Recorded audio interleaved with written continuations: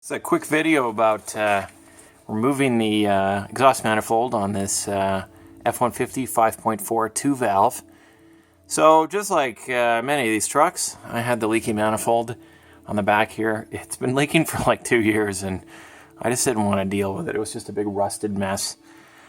And I thought, it's terrible. I just put it off forever. And I finally got around to doing it. Did all this reading on how bad it was going to be. Expected it to be a nightmare, but it wasn't too bad. So I'm just going to show you a few things that I did. To get this inner fender liner off, there's a bunch of nuts on the inside, but there's also the stupid Ford plastic push pins that go in here. I tried to pull them out. I couldn't get them out, so I just cut all the heads off, chopped them off, and I intend to just put zip ties back through. You can see I chapped them. I'll just put zip ties through to hold them back on. Don't waste your time screwing around with those. I couldn't figure out how to get them out. You got to take the starter out. Some people say you want to take your motor mount out here, like pull the bolt out and then raise the engine up, which would definitely give you clearance to these lower ones, but it wasn't necessary. So on mine, this one, and this one were missing nuts. All three!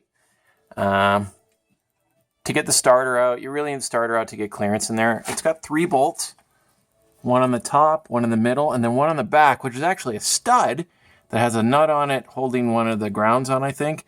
And then you got to put a deep socket on it and pull a stud out. It's right next to the one that bolts to the bell housing. So you got to get the starter out. It's a little bit of a pain. Get it out, clean it up, maybe rebuild it. Perfect timing. So how do you get this junk out? This mid pipe has these 2 nuts on it. One of them, I poured lots of penetrating fluid on it, and a couple overnight. One of them I was able to crank the nut off. The other one, I Sawzall cut it. It was a goddamn pain. Sawzall suck.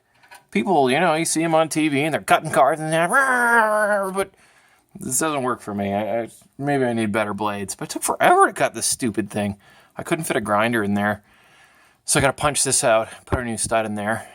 As far as the manifold, these top couple, I just put penetrating fluid on there and put 1 socket size down. They're 13 mils. But I put a 12 mil, hammered it on, and then cranked them out. They came out okay. The lower ones are a little tricky to get underneath with your little short socket. So a combination of going under the car and sort of on top, hammer them on. A couple of these 13 came out. This one was stuck. But I used a trick that someone showed me on the internet, and they said heat it up and then spray penetrating fluid on it, and the expansion of the bolt to the aluminum head lets the fluid go in. Totally worked. Cranked right out. I think I went down to an SAE half-inch for that one, and that came out. So then the manifold's off. So we got 3 studs sticking out, and I just welded a nut onto the end of each one. Here's a nut. So here's how much stud there was. I found a nut that fit, and I welded the nut on, and they all cranked out, no problem. Actually, after I welded it, it got super hot. Right, perfect time to put fluid on. So I poured some fluid on there too. And these cranked out easy peasy. Interestingly, the exhaust gasket, it's a multi-layer steel one. It doesn't even look that bad. It could probably be reused. And I ordered a new manifold. Where's that manifold? I ordered like the Dorman replacement manifold. They're super cheap for a reason. It is the worst casting I've ever seen. Where's that stupid manifold? Anyways, here's the old one. It's not actually in that bad of a shape. Here's the rear port. There's a bit of like rust. I thought it would be like blown out to hell, but it's flat enough. I think it's totally reusable. And it's a nicer casting than the shitty Dorman one. Pardon my language, sir.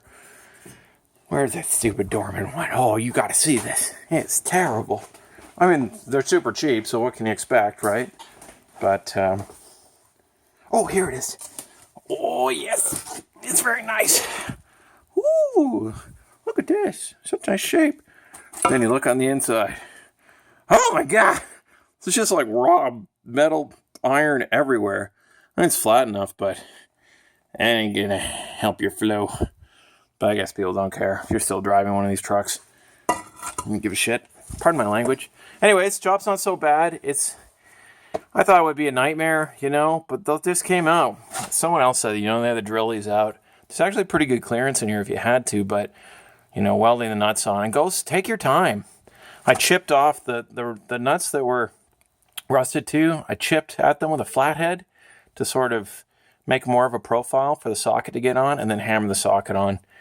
And just take your time, heat the bolt, right? Get her all nice and hot, ideally with like a oxy map or oxy propane or whatever.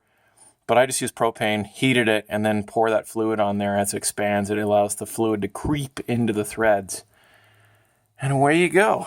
Anyways, I can't wait for the neighbors not to hate me as I go up and down the road. Blah, blah, blah, blah, blah, blah, blah, blah, blah.